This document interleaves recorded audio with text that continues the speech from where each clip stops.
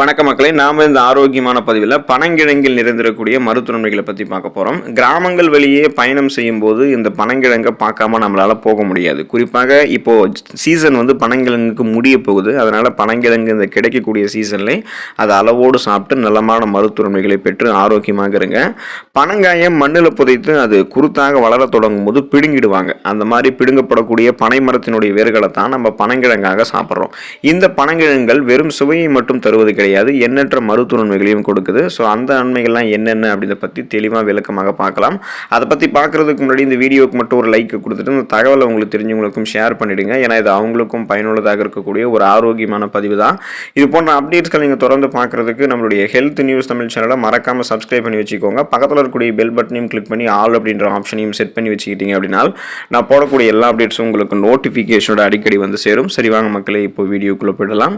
Fibre என்று சொல்லக்கூடிய நார்சத்து நிறைந்தது பனங்கிழங்கு. நார்சத்துக்கு மூலாதாரமாக பனங்கிழங்கு இருக்கிறதால குடல் அலர்ச்சி, வயிற்று மந்தம், சீரற்ற குடல் இயக்கம், கடுமையான மலச்சிக்கல், செரிமானமின்மை, வயிற்று வலி, வயிற்று உபுசம், வாயு பிரச்சனை போன்ற பலவிதமான செரிமானம் சார்ந்த பிரச்சனைகளுக்கு பனங்கிழங்கு சிறந்த உணவாக இருக்குது. ஸோ அந்த பிரச்சனைகள் எல்லாத்தையுமே பனங்கிழங்கு கியூர் பண்ணிவிடும். காரணம், பனங்கிழங்குல நார் சத்து இருக்குது, கால்சியம் சத்து நிறைந்தது பனங்கிழங்கு. இதனால் தசைகளை ஆரோக்கியமாக வளர வைக்கிறதுக்கும், தசை வளர்ச்சிக்கு உதவி புரிகிறதுக்கும், தசைகளை வலுப்பெற வைக்கிறதுக்கும் பனங்கிழங்கு மிகவும் நல்லது. எலும்புகளினுடைய உறுதித்தன்மைக்கும் பற்களினுடைய ஆரோக்கியத்திற்கும் பனங்கிழங்குல தக்க பலன்கள் கிடைக்குது. இதனால் வயதான காலத்தில் ஏற்படக்கூடிய எலும்பு தொடர்பான பிரச்சனைகளான எலும்பு புரை, எலும்பு மஜ்ஜை, மூட்டு அலர்ச்சி, ஆஸ்டியோபோரோசிஸ், எலும்பு மெலிவு நோய், குறிப்பாக நமக்கு இந்த மாதிரி எலும்பு சார்ந்த பிரச்சனைகள் எதுவும் இல்லாமல் ஒரு 40 வயசுக்கு அப்புறம் கூட நம்மளுடைய எலும்புகளை பலம் பெற வைக்கிறதுக்கு, பற்கள் வலுவாக இருக்கிறதுக்கு, ஈறுகளை ரத்த கசிவு ஏற்படாமல் பாதுகாத்துக் கொள்வதற்கு, தசைகளினுடைய இயக்கம் ஆரோக்கியமாக இருக்கிறதுக்கு, உடல் உறுதி பெறுவதற்கெல்லாம் பனங்கிழங்கில் இருக்கக்கூடிய கால்சியம் சத்து ரொம்ப ரொம்ப இம்பார்ட்டன்ட்டு.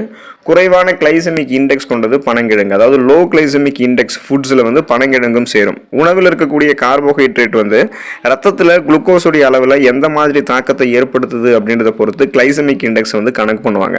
அந்த வகையில் பனங்கிழங்குல குறைவான கிளைசமிக் இண்டெக்ஸ் இருக்கிறதால இது மெதுவாக செரிமானம் செய்யப்படும். குளுக்கோஸ் அளவையும் மெதுவாக தான் நமக்கு உயர்த்தும். எனவே இது ரத்த சர்க்கரை நோயாளிகளுக்கெல்லாம் சிறந்த உணவாக கருதப்படுது. ஸோ சுகர் பேஷண்ட்டாக இருக்கீங்கன்னா நீங்கள் பனங்கிழங்கு எடுத்துக்கொள்ளும் போது ரத்தத்தில் உங்களுடைய சர்க்கரையினுடைய அளவு கட்டுப்பாடோடு இருக்கும். நாளடைவில் அந்த சுகர் பிரச்சனை நீங்கள் விடுபடலாம். சுகர் ப்ராப்ளம் உங்களுக்கு வரக்கூடாதுன்னு நீங்கள் இப்போ இருந்தே நினைக்கிறீங்கன்னா பனங்கிழங்கு நீங்கள் இப்போ இருந்தே சாப்பிடலாம். வாரத்தில் ஒரு தடவையோ அதை எடுத்துக்கொள்ளும் போது அந்த சுகர் ப்ராப்ளம்லாம் நீங்கள் இல்லாமல் நலமோடு இருக்கலாம். புரோட்டீன் சத்து நிறைந்தது பனங்கிழங்கு. உடல் செல்களுக்கு புரோட்டீன் மிக மிக அவசியம். ஏன்னா உடல் செல்களை ஆரோக்கியமாக பராமரிக்கிறது, புதுப்பிக்கிறது எல்லாமே இந்த புரோட்டீன் தான். அதே சமயம் புரோட்டீன் என்சைம், ஹார்மோன்கள் போன்ற உடல் இருக்கக்கூடிய முக்கிய கெமிக்கல்களை உற்பத்தி செய்யறதுக்கும் அவசியமாக இருக்கு. எனவே நமக்கு புரோட்டீன் பற்றாக்குறை இருந்துச்சுன்னா நம்ம ஆரோக்கியம் இழந்து தான் காணப்படுவோம். அதனால நம்ம புரோட்டீன் பெறுவதற்கு பனங்கிழங்கு எடுத்துக்கொள்ளலாம். அப்போ நம்ம ஆரோக்கியமாக இருக்கலாம். செரிமானம் தொடர்பான பிரச்சனைகள் தீர்வதற்கு பனங்கிழங்கு எடுத்துக்கொள்ளலாம். பனங்கிழங்கு உணவு செரிமானத்திற்கு தேவைப்படக்கூடிய என்சைமை உற்பத்தி செய்கிறதால செரிமானம் எப்போதுமே நமக்கு சீராக இருக்கும். அதோடு உணவினுடைய ஊட்டச்சத்து உறிஞ்சுதலும் வேகமாக இருக்கும். அதாவது நம்ம உணவு சாப்பிடும்போது அந்த உணவு செரிமானம் எளிமையாக நடைபெறும். எந்த விதமான செரிமானம் சார்ந்த பிரச்சனைகளுமே இருக்காது. செரிமானமான உணவுகள் இருக்கக்கூடிய ஊட்டச்சத்து முழுமையாக உறிஞ்சப்படும். மற்ற கழிவுகள் எந்த விதமான சீரற்ற குடல் இயக்கமும் கடுமையான மலச்சிக்கலோ எதுவுமே இல்லாமல் ஆரோக்கியமான முறையில் வெளியேறிடும். ஸோ நமக்கு இந்த வயிற்று வலியெல்லாம் எதுவுமே இருக்காது. வயிற்று உபுசம், குறிப்பாக குடல் சார்ந்த பிரச்சனைகள் எதுவுமே இருக்காது. குடலினுடைய இயக்கம் ஆரோக்கியமாக இருக்கிறதுக்கு பனங்கிழங்கு நல்லது. அப்போ செரிமானம் சார்ந்த பிரச்சனைகள் எதுவுமே இல்லாமல் செரிமான மண்டலம் தன்னுடைய வேலையை மிக சிறப்பாக செய்கிறதுக்கு பனங்கிழங்கு ஹெல்ப் பண்ணும். வளர்ச்சிதை மாற்றத்தை அதிகரிக்கிறது பனங்கிழங்கு. அதாவது நம்மளுடைய மெட்டபாலிசத்தை பனங்கிழங்கு இன்க்ரீஸ் பண்ணும். பனங்கிழங்கில் இருக்கக்கூடிய புரதச்சத்து ஒட்டுமொத்த உடல் இயக்கத்திற்கும் நமக்கு அத்தியாவசியமான தேவையாக இருக்குது. அதாவது உடலினுடைய செல்களை பராமரிக்கிறது, உறுப்புகளை பழுது நீக்கம் செய்வது, சரும புத்துணர்ச்சியாக்குவது, எலும்பு வளர்ச்சியை ஊக்குவிக்கிறது, தசை வளர்ச்சியை மேம்படுத்துவது என அனைத்துமே செய்யறதுக்கு புரோட்டீன் முக்கிய பங்காற்றுது. அது பனங்கிழங்குல நிறைவாக இருக்கிறதால வளர்ச்சிதை மாற்றத்தில் எந்த இடையூறும் நமக்கு இருக்காது. ஸோ மெட்டபாலிசம் நமக்கு இன்க்ரீஸ் ஆகும். மெட்டபாலிசம் இன்க்ரீஸ் ஆனாலே நமக்கு இருக்கக்கூடிய நோய்களை குணப்படுத்திக்கலாம். புதுசாக எந்த நோயுமே அட்டாக் ஆகாமல் நலமோடு இருக்கலாம். செல்கள் தான் நமக்கு புதுப்பிக்கப்படும், உடல் பலம் பெறும். அதுக்கு பனங்கிழங்கு எடுத்துக்கொள்ளலாம். ரத்த ஓட்டத்தை அதிகரிக்கிறது பனங்கிழங்கு. நமக்கு அனீமியா அப்படின்னு சொல்லக்கூடிய ரத்த சோகை நோய் இரும்பு இரும்புச்சத்து குறைபாடு இருக்கும்போது ஏற்படும். ஸோ இரும்புச்சத்து குறைபாடை நிவர்த்தி பண்ணிக்கிறதுக்கு பனங்கிழங்கு சிறந்த உணவாக இருக்கும். இரும்பு சத்து குறைபாட்டால் ஏற்படக்கூடிய உடல் சோர்வு, கவனமின்மை, குமட்டல், தலைவலி மற்றும் வெளிரிய தோல் அமைப்பு, வயிற்று தொந்தரவுகள், நகங்களில் கீரல் போன்ற இந்த மாதிரி அறிகுறிகள்லாம் இருக்கும். ஸோ இது எல்லாத்தையுமே கியூர் பண்ணுறதுக்கு பனங்கிழங்குல உங்களுக்கு பலன் கிடைக்கும். பனங்கிழங்கு ரத்த சிகப்பு அணுக்களை உங்களுக்கு அதிகப்படுத்தும், அதை பராமரிக்கும். ஸோ உடலுக்கு தேவையான இரும்பு சத்து அளிக்கும். இதனால ரெட் பிளட் செல்ஸ் உங்களுக்கு கரெக்டான லெவலில் இருக்கிறதால ரத்த புரதமான ஹீமோகுளோபினும் கரெக்டான அளவில் இருக்கிறதால ரத்த ஓட்டம் எப்போதுமே உங்களுக்கு சீராக இருக்கும். இதனால உடலில் இருக்கக்கூடிய உறுப்புகளுக்கு ஆக்சிஜனை பார்த்தோம் அப்படின்னா ஹீமோகுளோபின் என்று சொல்லக்கூடிய ரத்த புரதம் கடத்தி செல்வதால் நம்ம சுறுசுறுப்பாக ரெஃப்ரெஷ்மெண்ட்டாக இருப்போம். இந்த அனிமியாவுக்கான அந்த உடல் சோர்வு, கவனமின்மை, தலைவலி இது எல்லாமே நமக்கு இருக்காது. அந்த பிரச்சனைலாம் கியூர் ஆகிடும். ஸோ அனிமியாவை கியூர் பண்ணி வராமல் தடுக்கிறதுக்கு ரத்த ஓட்டத்தை சீராக வைத்துக் கொள்வதற்கு பனங்கிழங்கு ரொம்ப ரொம்ப இம்பார்ட்டன்ட். உடல் எடையை எந்த விதமான பக்க விளைவுகளும் இல்லாமல் ஆரோக்கியமான முறையில் விரைவாக குறைத்துக் கொள்ள வேண்டும் என்று நினைக்கிறவங்களாம் பனங்கிழங்கு எடுத்துக்கொள்ளலாம். ஒரு சில உணவுகள் மட்டும்தான் அதிக ஊட்டச்சத்தும் கொண்டிருக்கும், அதே சமயம் குறைந்த கலோரிகளையும் கொண்டிருக்கும். இப்போ உடல் எடையை குறைக்க வேண்டும் என்று நினைக்கிறவங்களாம் அதிக கலோரிகள் இருக்கக்கூடிய உணவுகளை எடுத்துக்கொள்ளக்கூடாது. அதுக்கு பதிலாக குறைவான கலோரி இருக்கக்கூடிய அதே சமயம் அந்த உணவு அதிக ஊட்டச்சத்தாக இருக்கக்கூடிய உணவாகவும் எடுத்துக்கணும். அந்த வகையில் பனங்கிழங்கு ஒரு மிகச்சிறந்த உணவாக இருக்கும் நீங்கள் வெயிட் லாஸ் பண்ணுறதுக்கு. எனவே நீங்கள் உடல் எடையை குறைக்கக்கூடிய முயற்சியில் இருக்கீங்கன்னா பனங்கிழங்கை நல்ல டயட் ஃபுட்டாக எடுத்துக்கலாம். இதில் நார் சத்து நிறைந்திருக்கு. இது நீண்ட நேரம் பசி இல்லாமல் உங்களுடைய வயிற்றை நிறைவாக வைத்திருக்கும். அதாவது நீங்கள் பனங்கிழங்கு சாப்பிட்டீங்கனாலே உங்களுக்கு வயிறு ஃபுல்லாகிடும்.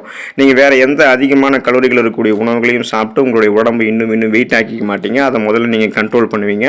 அப்புறம் பனங்கிழங்கில் இருக்கக்கூடிய நார் சத்து ஏற்கனவே உங்களுடைய உடலில் தேங்கி இருக்கக்கூடிய கொழுப்புகளை உங்களுக்கு எனர்ஜியாக மாற்றி உடல் எடையை நீங்கள் நினைக்கக்கூடிய அளவுக்கு கட்டுக்கோப்பாக குறைத்து கொடுக்கும்.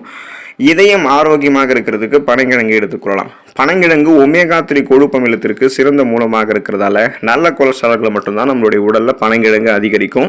இதனால் கெட்ட கொலஸ்ட்ராலினுடைய அளவையும் கணிசமான அளவு குறைத்துக் கொள்ளலாம். ஒமேகா 3 என்று சொல்லக்கூடிய கொழுப்பு அமிலங்கள் இருந்தாலே நோய் அலர்ச்சி பிரச்சனைகளுக்கெல்லாம் நமக்கு பலன் கிடைக்கும். எந்த நோயுமே நமக்கு இருக்காது. எனவே இயற்கையான முறையில் இதய ஆரோக்கியத்தை மேம்படுத்துவதற்கு பனங்கிழங்கு ஒரு சிறந்த உணவாக இருக்குது. பொட்டாசியம் தேவையையும் பனங்கிழங்கு பூர்த்தி செய்வதால் இரத்த குழாய் அடைப்பையும் தடுக்கும். இதனால மாரடைப்பு, பக்கவாதம் போன்ற பாதிப்புகள் வராமல் தடுக்கிறதுக்கு பனங்கிழங்கு ரொம்ப ரொம்ப ஹெல்ப் பண்ணும். ஸோ நமக்கு ரத்த நாளங்கள் மிகச் சிறப்பான அளவில் இயல்பான அளவில் சுருங்கி விரிஞ்சு இதயத்துக்கு ரத்தத்தை அனுப்பும். அதனால மாரடைப்பு, பக்கவாதம் போன்ற பிரச்சனை இருக்காது. இதயம் ஆரோக்கியமாக இருக்கும். நோய் எதிர்ப்பு சக்தியை அதிகரிக்கிறதுக்கு பனங்கிழங்கு எடுத்துக்கொள்ளலாம். இம்யூன் பவரை இன்க்ரீஸ் பண்ணுறதுல பனங்கிழங்கு நல்ல பலன் கொடுக்கும். விட்டமின் சி என்று சொல்லக்கூடிய உயிர் சத்து நிறைந்திருக்கிறதால நோய் தொற்றுகளை எதிர்த்து போராடுவதற்கு உதவக்கூடிய ரத்த வெள்ளையணுக்களை முறையான அளவில் பராமரிக்கிறதுக்கு பனங்கிழங்கு ஹெல்ப் பண்ணும்.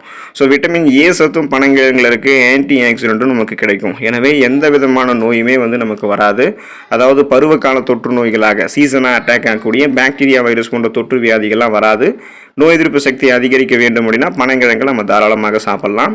புற்றுநோயை தடுக்கிறது பனங்கிழங்கு. இயற்கையான முறையில் ஆன்டி ஆக்சிடென்ட்டை அள்ளித்தரக்கூடிய பனங்கிழங்கு புற்றுநோய் செல்களுக்கு எதிராகவும் போராடுவதற்கு ஹெல்ப் பண்ணும். விட்டமின் சி என்று சொல்லக்கூடிய உயிர் சத்து, விட்டமின் ஏ, அமினோ அமிலங்கள், புரோட்டீன் என அனைத்துமே ஒன்று சேர கிடைக்கிறது. இந்த புற்றுநோய் செல்களினுடைய வளர்ச்சியை தடுக்கிறதுக்கு உதவிகரமாக இருக்கும். அப்போ நம்ம தீங்கி விளைவிக்கக்கூடிய செல் பரவலான இந்த ஃப்ரீ ரேடிக்கல்ஸை எதிர்த்து போராடுவதற்கு பனங்கிழங்கு எடுத்துக்கொள்ளலாம். ஸோ இந்த அளவுக்கு நீங்கள் மருத்துவ நன்மைகளை பெறணும் அப்படின்னா வாரத்தில் ஒரு தடவையாவது பனங்கிழங்கு எடுத்துக்கொள்ளுங்க. கிடைப்பதற்கு அரிதாக இருக்கக்கூடிய ஒரு உணவுப் பொருள் தான் பனங்கிழங்கு. அதனால் அதை நீங்கள் அளவோடு சாப்பிட்டு நலமோடு வாழுங்க. அடுத்த பதிவில் மறக்காமல் சந்திப்போம். நன்றி மக்களே.